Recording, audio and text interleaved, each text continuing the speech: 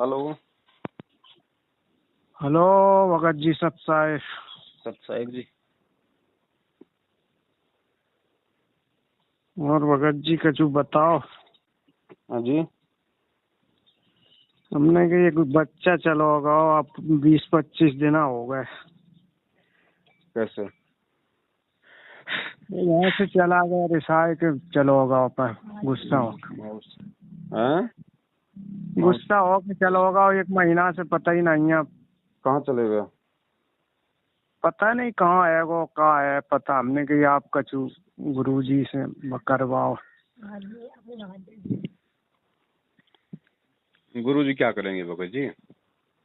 नहीं आप कछु बने तो बताओ।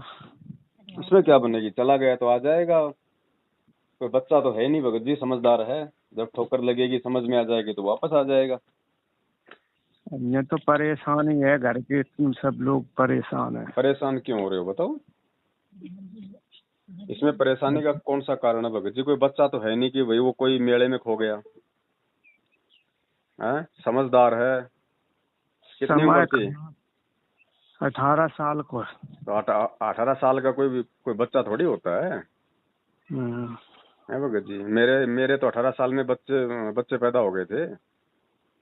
नहीं वो तो सही है लेकिन अब घर में परेशानी है भगत जी। हमने कही हम सबसे परेशानी भगत जी जब तक ज्ञान नहीं है तब तक है। हाँ। बाकी कोई परेशानी नहीं है भगत जी। जब ठोकर लगेगी अपने आप मुंह उठा के आ जाएगा। ये समय ऐसा ही होता है ना। आदमी 7वें आसमान पे होता है, उसको लगता है कि मैं सब कुछ कर लूंगा। मेरे को तो माँ बाप ने घर में कैद करके रखा हुआ है। लेकिन जब वो बाहर जाता है ना और जब उसको दुनियादारी का मालूम पड़ता है तो थोड़े दिन में ना मुंह नीचा करके वापस आ जाता है। आप अपने भगवान की भक्ति में ध्यान दो। जाएगा तो जाएगा भगत जी। जब भगवान के बेटा बेटी आज उसके नहीं हो सके, जब गुरुजी के बेटा बेटी उसके नहीं हो सके, आप और हम क्या उम्मीद करें इनसे? तो बात सही आपने है। जन्म दे दिया, पाल दिया, पोस दिया, पढ़ा दिया, लिखा दिया है। अब सारी जिंदगी कोई उनकी गुलामी करने का ठेका ले रखा है क्या हमने? अब बताओ सब पैसे देते खर्चा दिया उनको जुड़वा दिया परमात्मा की भक्ति दिलवाए दई समझाए था जो कछु मांग रहा है दे रहा है लेकिन फिर हम चले जा रहा है। अब कहा हो।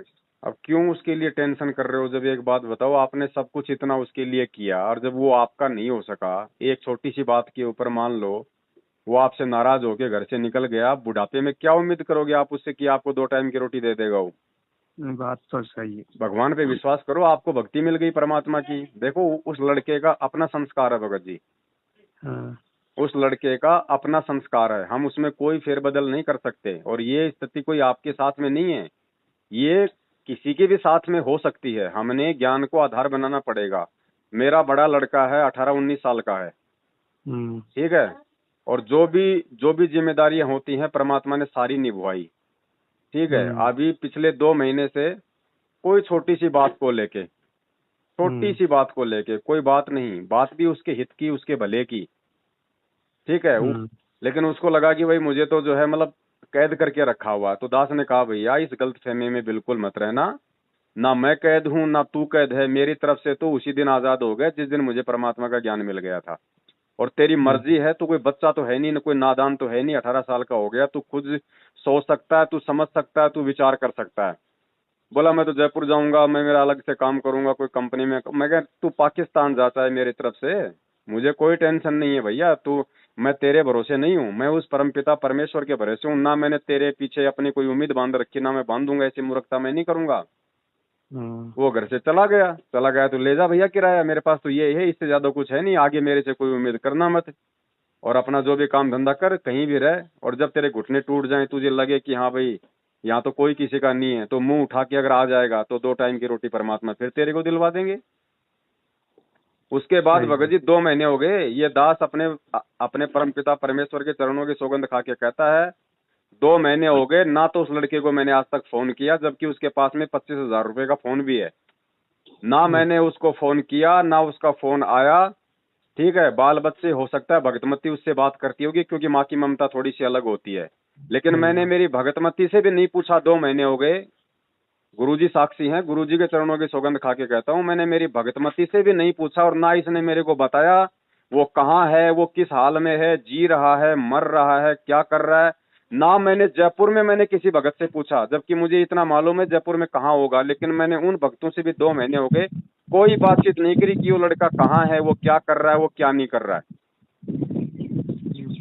हमें कोई मतलब नहीं, और ना मेरे अंदर ऐसी कोई भावना आई कि वो क्या कर रहा होगा। उसका संस्कार उसके साथ में है। गुरुजी ने सत्संगों में पूरा निचोड़ बता दिया भगत जी, और यही वो बातें हैं जो हमें बांध के रखेंगे आने वाले समय में। ध्यान रखना, हमें अगर इस मोह माया में अगर फंसाएंगी तो यही बेटा बेटी हैं। जरूरी नहीं कि बेटा बेटी ने नाम ले लिया तो बिल्कुल वो परमात्मा के हो गए। जब तक वो ज्ञान को नहीं समझेंगे तब तक वो काल की हद में है। वो आपको भी तोड़ने की पूरी कोशिश करेंगे। ये काल भगवान की चाल होती है, आपके बेटा बेटी के माध्यम से आपको फंसाने की वो कोशिश करेगा। भगत जी गुरुजी ने हमें राजा जनक का जो किस्सा सुनाया वो किस लिए सुनाया। राजा जनक जो राजा था और जिसने सीता को बचपन से पाला, ऐसे राजमहलों में रखा, वो तो उसका दुख देख ही नहीं सकता था। और उसने तो अपनी बेटी के अच्छे भविष्य के लिए अयोध्या के राजा दशरथ के बेटे रामचंद्र जी के साथ में उसकी शादी की थी, ये सोच के कि मेरी बेटी सुखी होगी, कभी दुखी नहीं होगी। जब 12 वर्ष का उनको वनवास मिला, 12 वर्ष का या 14 वर्ष का जो भी था, वो जंगल में भटक रही थी। भगत जी, क्या राजा जनक अपनी बेटी के लिए कोई अच्छा मकान नहीं बनवा के दे सकता था जंगल में? वो तो राजा था ना। क्या वो अपनी बेटी के पास में नौकरानियां नहीं छोड़ सकता था? लेकिन जब तक वो 12 साल तक जंगल में रही, राजा जनक एक बार भी ना तो उससे मिलने गया, ना उसका हालचाल पूछा। गुरुजी ने कहा कि वो समझदार था, वो परमात्मा के विधान से परिचित था कि बच्चों को केवल अपना संस्कार मिलेगा, तुम बच्चों की कहां तक रक्षा करोगे। एक बार भी उसने ये नहीं देखा कि मेरी बेटी सुखी है या फिर वो दुखी है, क्योंकि उसको ज्ञान था, उसको परमात्मा के विधान का पता था कि बच्चों को वही मिलेगा जो उनके संस्कार में है। तो भगत जी, आप और हम क्यों टेंशन ले रहे हैं भैया?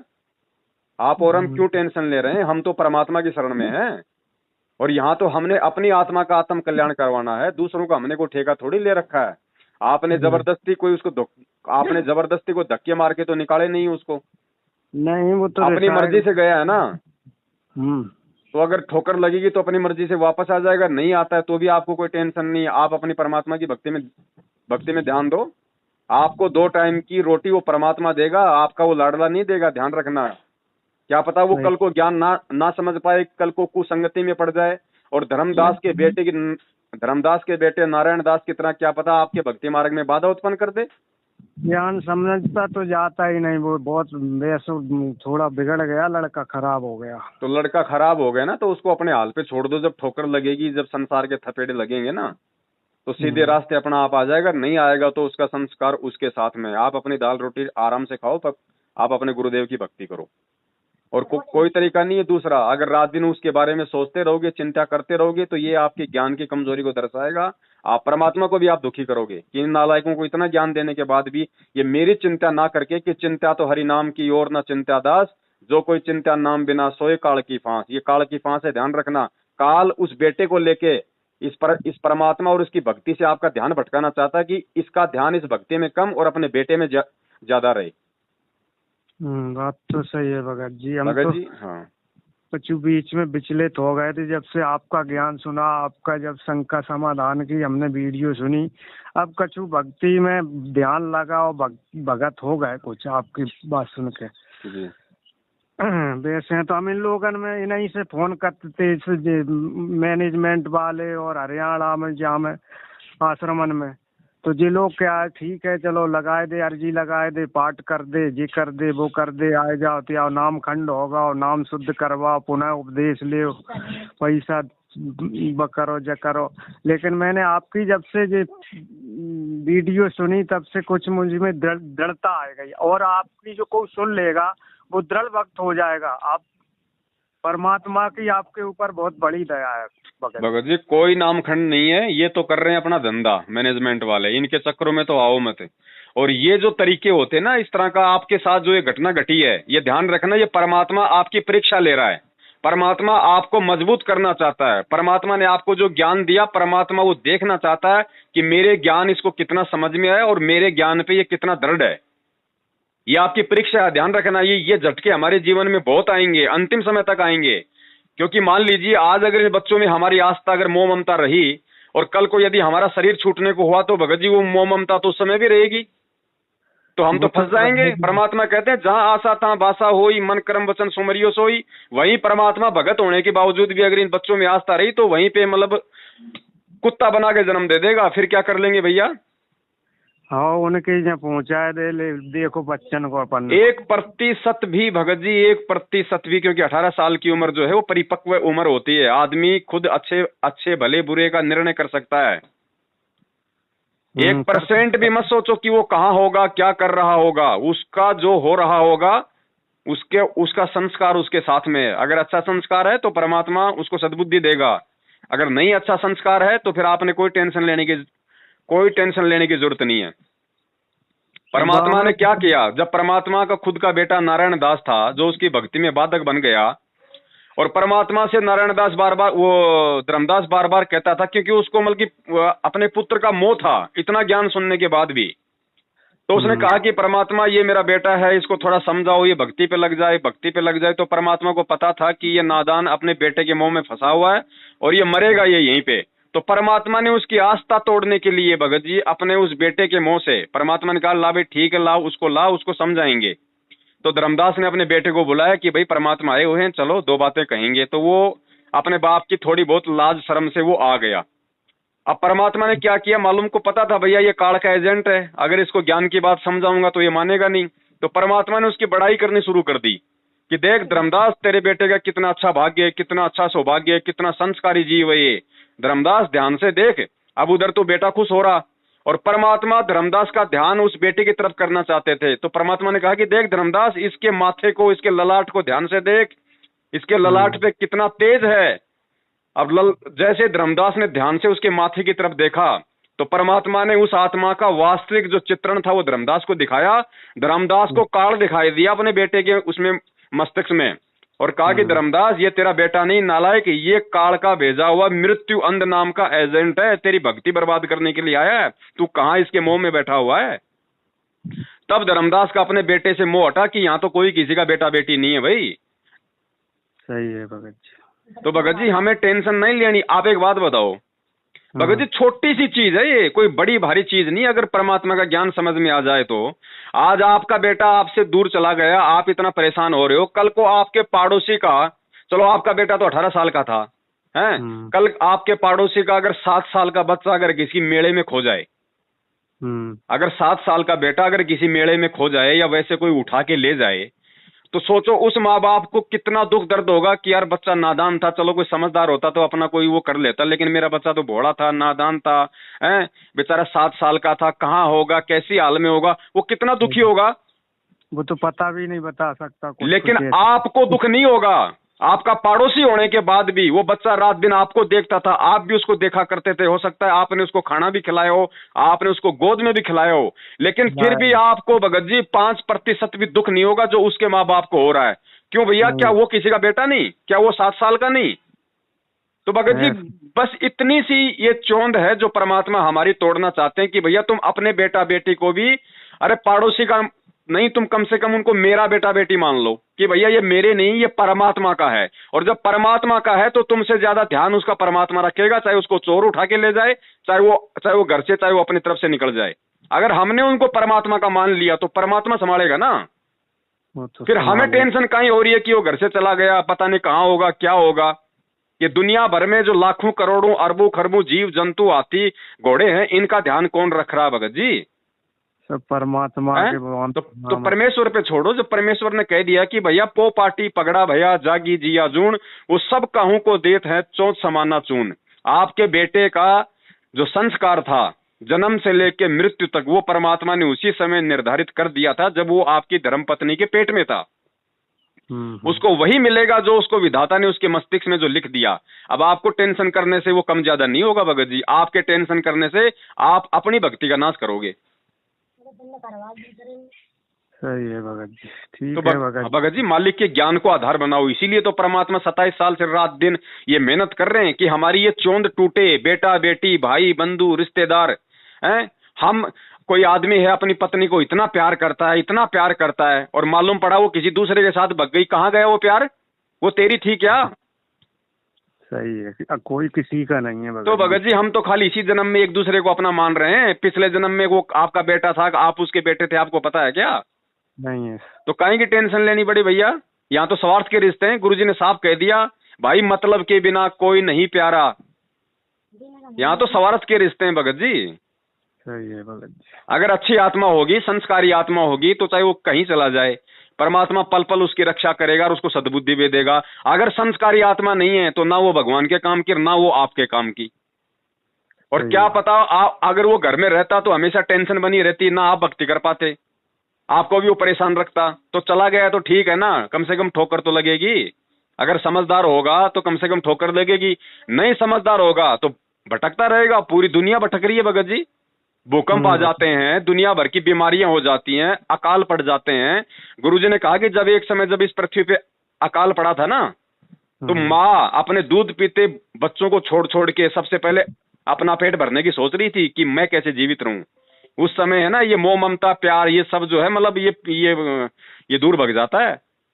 सही बात है भगत जी थोड़ा ज्ञान को आधार बनाओ, परमात्मा ने हमें इतना समझा दिया।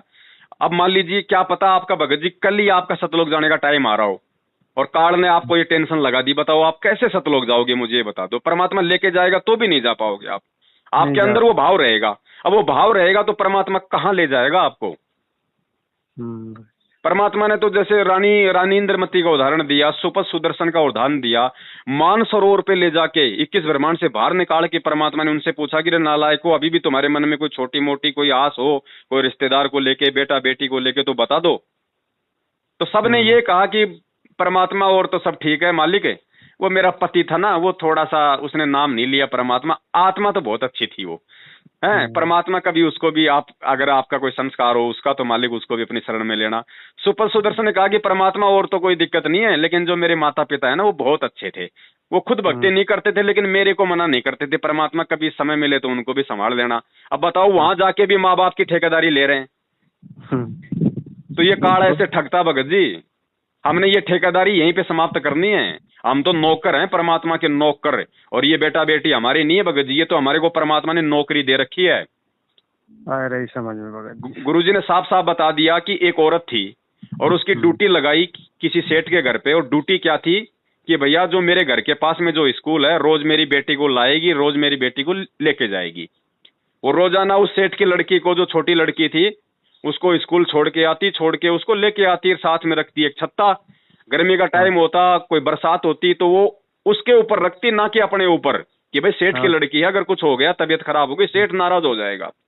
और जिस दिन उसकी नौकरी वहां से हटी, उसके बाद वो लड़की चाहे वो नाली में पड़े, वो लड़की चाहे धूप हो चाहे बरसात हो, उसकी तरफ वो झांक के भी नहीं देखती, ना कभी वो विचार करती है कि वो लड़की गर्मी में मर रही होगी या वो लड़की स्कूल जा रही है कि नहीं जा रही। सोचती है? वो नहीं सोचती ना, क्योंकि उसको पता है कि मैं नौकर थी, मेरी केवल नौकरी थी, मैं इससे ज्यादा मेरा इससे कोई संबंध नहीं था। तो गुरुजी ने यही कहा भगत जी कि भाई ये जो आत्माएं हैं, ये तेरे बेटा बेटी नहीं है नालायक, क्या पता कितनी बार तू इसका बेटा बन गया, ये तेरा बाप बन गया, ये मेरे बेटा बेटी है, मैंने तेरे को ये सेवा दे रखी है, जब तक तेरे भाग्य में है तब तक तू इनको खिला पिला, जब तक ये जवान ना हो जाए, ये समझदार ना हो जाए, सोचने समझने लायक ना हो जाए, तब तक तेरी जिम्मेदारी है इनको खिलाने पिलाने की, उसके बाद तेरी जिम्मेदारी नहीं है इनकी, ये मेरा बेटा बेटी है। तो भगत जी अगर हम परमात्मा का समझेंगे तो टेंशन नहीं होगी, अगर हम अपना समझेंगे तो टेंशन होगी भगत जी। भगत जी आज नेट 2 महीने हो गए भगत जी, आपका लड़का भी आपसे झगड़ के गया, मेरा लड़का भी थोड़ा सा मन मुटाव करके गया। मैंने तो खुद कहा कि भाई साहब मैं तो हाथ जोड़ता हूँ, जितनी जल्दी यहाँ से निकलेगा मेरे लिए भक्ति का उतना अच्छा माहौल बनेगा इस घर में। मैं टेंशन लेके भक्ति नहीं करना चाहता, चाहे तेरी माँ निकले, चाहे तेरा छोटा भाई निकले, कोई भी निकले, मुझे कोई टेंशन नहीं है, मुझे भगवान मिल गया, मुझे केवल सतलोक जाना है, मुझे तुम्हारे पीछे रह के गधा कुत्ता नहीं बनना यहाँ पे। सही बात, सीधी बात है। आज 2 महीने हो गए मैं गुरुजी के चरणों की सौगंध खा के कहता हूँ, क्योंकि मैं भगत जी दूसरे को तभी शिक्षा देता हूँ जब मैं खुद उस शिक्षा पे चलता हूँ। मेरे मन में अगर अपने बेटे के प्रति अगर 1% भी अगर प्यार हो, 1% भी अगर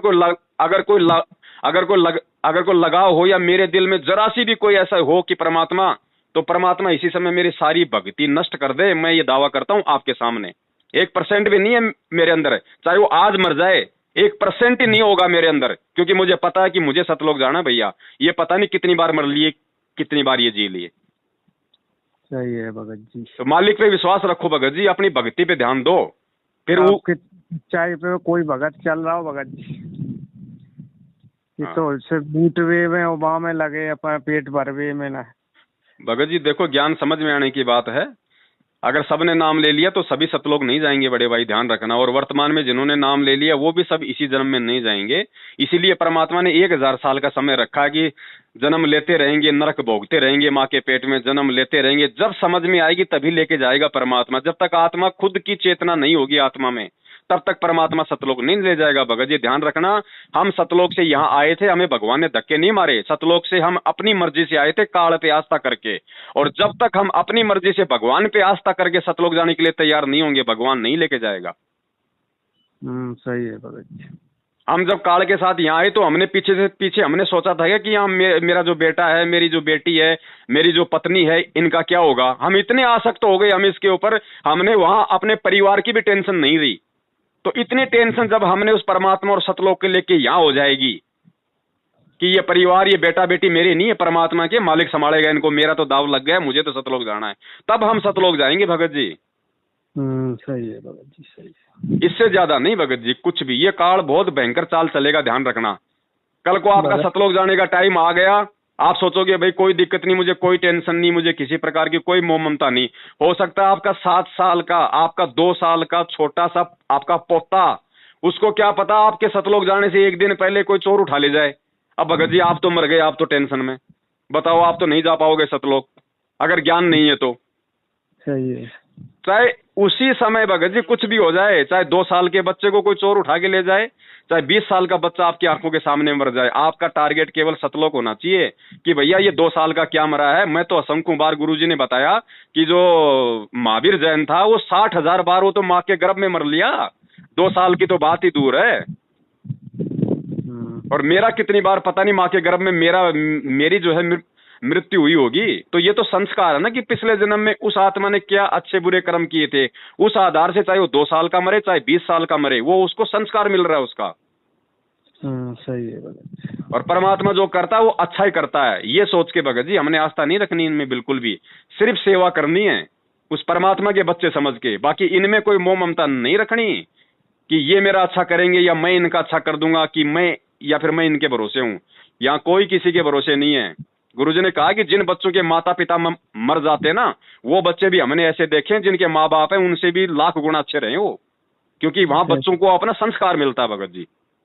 सही है, वो तो परमात्मा रक्षा करता है सबकी। तो टेंशन मत करो भगत जी, आराम से खाना खाओ, 3 टाइम परमात्मा की आरती करो, अपना मंत्र जाप करो, अपना काम धंधा करो, बाकी मालिक पे छोड़ दो। टेंशन मत करो भगत जी बिल्कुल भी। तब परमात्मा हमसे प्रसन्न होगा कि हाँ वास्तव में मेरे बच्चे मेरे ज्ञान से चल रहे हैं। ठीक है भगत जी, समझ में आया। आज परमात्मा हमें यही तो दिखा रहा है भगत जी। परमात्मा एक आम व्यक्ति की भूमिका में, एक आम भगत जी वो बाप का भी रोल कर रहा है, वो एक बेटे का भी रोल कर रहा है, वो एक पति का भी रोल कर रहा है, और वो एक गुरु का भी रोल कर रहा है, और भगवान तो वो है ही।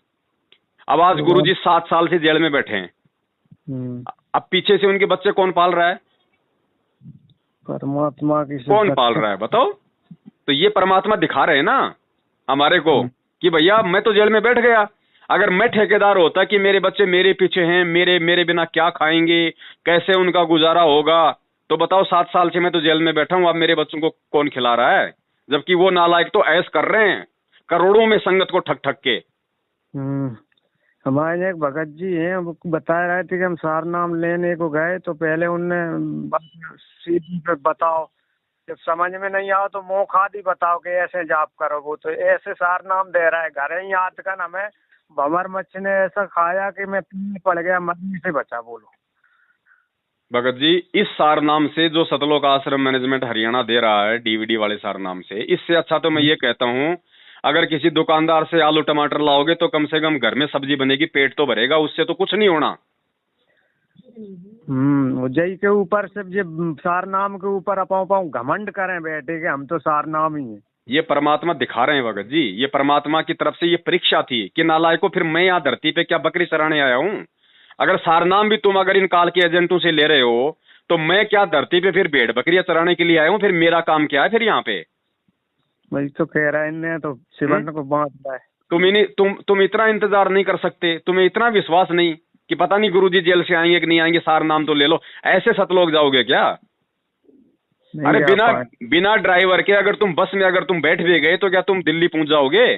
बस तो ड्राइवर चलाएगा भैया। ड्राइवर के बिना चाहे तुम बैठ जाओ उस बस में, फालतू में घंटे 2 घंटे में गर्मी मर के फिर तुम नीचे उतरोगे। तो हो रहा है ना, ये जो फर्जी सार नाम ले चुके हैं, आज इनके घर में देखो कितने कैर टूट रहे हैं। इनका पहले अच्छा व्यवहार था, अच्छा स्वभाव था, ये फर्जी सार नाम लेने के बाद तो इनके घरों में आग लगी पड़ी है भगत जी। इनमें अहंकार आ गया, मान बढ़ाई आ गई, बात बात पे लड़ाई झगड़ा गुस्सा गाली गलौच, यहाँ तक कि शराब तक पीने लग गए सारनामी।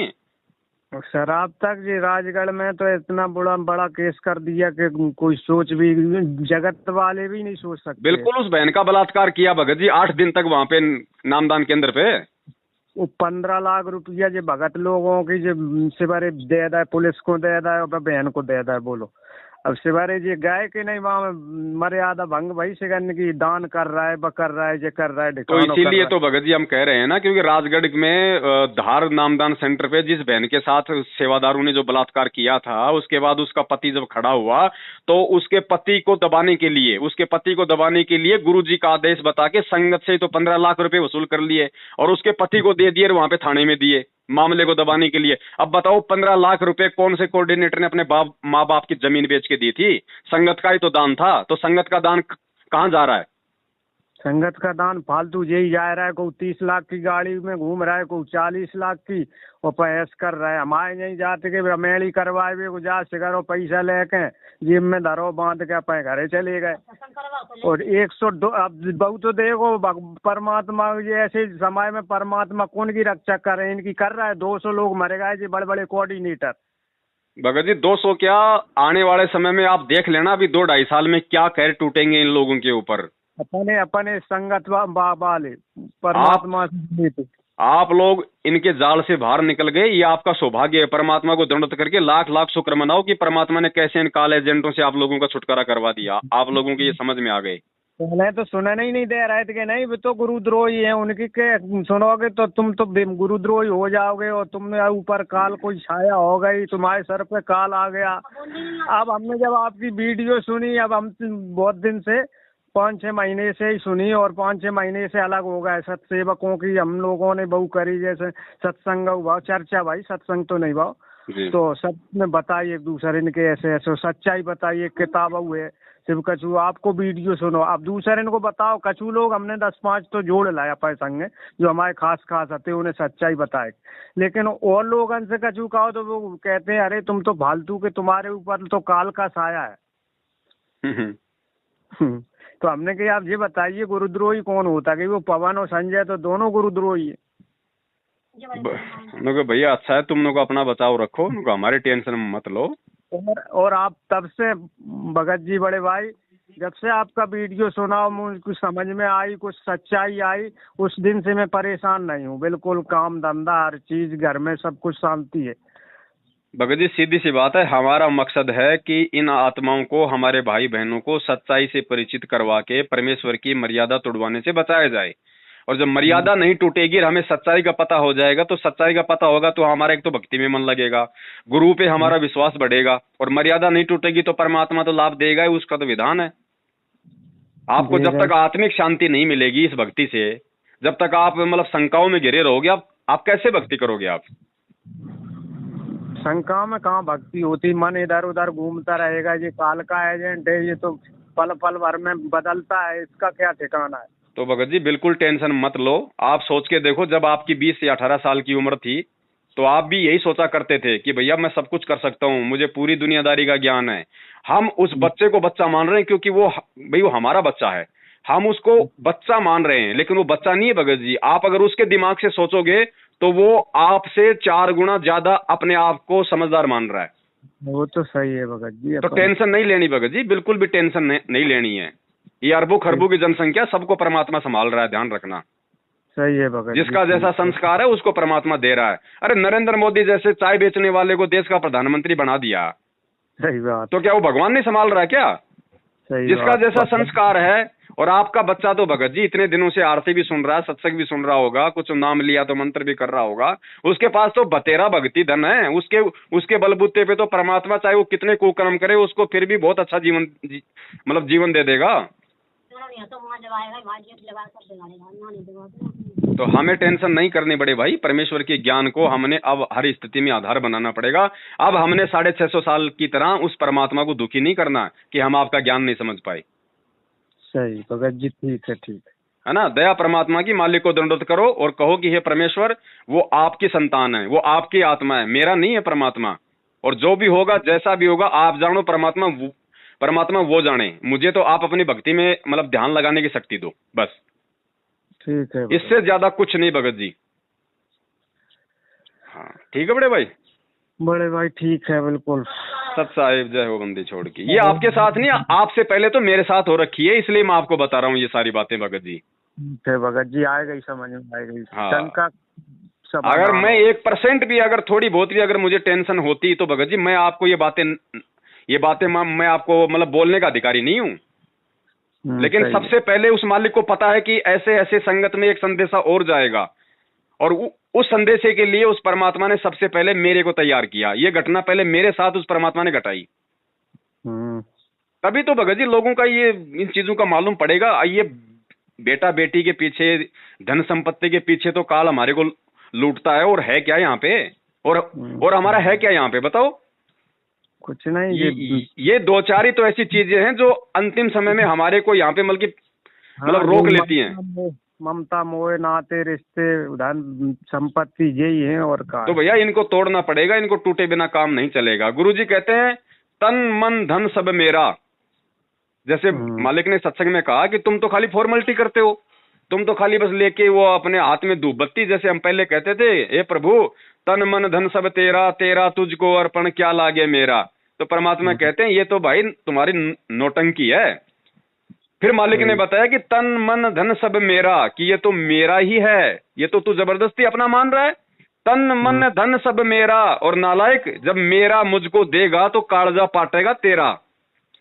सही। जब ये देने का समय आएगा ना तो तेरा कालजा फटेगा तेरा। तो देगा वही भगत जी जो ज्ञान आधारी होगा, जिसको मालूम होगा इस बात का कि ये तन मन धन, ये बेटा बेटी भाई बंधु प्रॉपर्टी, ये पूरा 21 ब्रह्मांड उस परमात्मा से इस काल भगवान ने भीख में लिया है। ये सब कुछ उस मालिक का है। ये बच्चे जो आज जो ये पैदा हुए हैं, मैं जो हुआ हूं पैदा, ये परमात्मा ने इसको जो 5 तत्व और 3 गुण दिए ना, ये सब उसके कारण है। तो यहाँ ना तो इस काल भगवान का कुछ है, ना भगत जी आप और हमारा यहाँ कुछ है, सब कुछ उस परमात्मा का है, और अंत में परमात्मा के पास ही जाएगा। भगत जी वो लड़का कहाँ है? बनोरा होते को लड़की को लेके गया किसी को। भगत जी वो कुछ भी ले गया हो, मेरा आपको इतनी देर से समझाने का यही मकसद था। चाहे वो किसी लड़की को लेके भगा हो, चाहे वो खुद अकेला भगा हो, चाहे वो कुछ भी किया हो उसने, आप उसकी तरफ से निश्चिंत हो जाओ। बिल्कुल भी गलती आपने नहीं करी है, ध्यान रखना। गलती तो वो बच्चे ने करी है। तो गलती बच्चे ने करी है ना, तो उसको भुगतना है या नहीं भुगतना है वो परमात्मा जाने और वो बच्चा जाने। भगत जी आप अपनी भक्ति पे ध्यान दो। ठीक है। अगर घर में वापस आ जाए तो बोल देना भैया अगर इस घर में अगर रहना है तेरे को, क्योंकि तू गलती कर चुका है, तू ये साबित कर चुका है कि मैं अपने माँ बाप को कोई तवज्जो, कोई इज्जत अपने गुरु को मैं नहीं देता। अगर तू इस घर में वापस आया है और इस घर में अगर तुझे रहना है तो अब तुझे उस परमात्मा की मर्यादाओं के अनुसार रहना पड़ेगा, वरना इसी समय जा सकता है। तेरा हमारे से कोई रिश्ता नहीं है। सीधा टाइट कर देना। ये बच्चे हमारे सिर पे भगत जी उस समय चढ़ते हैं जब हम इनको जबरदस्ती अपने सिर पे बैठाते हैं। इनकी नाजायज जो फरमाइश होती है उनको हम जबरदस्ती अपनाते हैं। ठीक है भगत जी, ठीक। बोला भैया 4 दिन किसी रिश्तेदार के पास जाके आ, तेरे को मालूम पड़ जाएगा 2 टाइम का खाना कैसे खाया जाता है। तू यहाँ पे जब मर्जी रसोई में घुस जाता है, मम्मी पराठे बना दे, मम्मी हलवा बना दे। रिश्तेदार के वहां जाके बोलना वहां पे दिन में 4 बार खाना खाओ वहां, और बोल कि मेरे को हलवा बना दे। 2 दिन बनाएंगे, 3 दिन बनाएंगे, चौथे दिन कह देंगे निकल यहाँ से, तेरे बाप ने यहाँ पे देसी घी ला के रखा हुआ है क्या, हलवा बना दे। सही बात, सही है भगत जी। तो भगत जी हमें टेंशन नहीं लेनी है बिल्कुल भी। अब मालिक के ज्ञान को आधार बनाओ, परमात्मा को दुखी मत करो, ध्यान रखो अब। ठीक है भगत जी। हाँ सत साहिब जय हो बंदी छोड़ के। साहिब जय हो बंदी छोड़।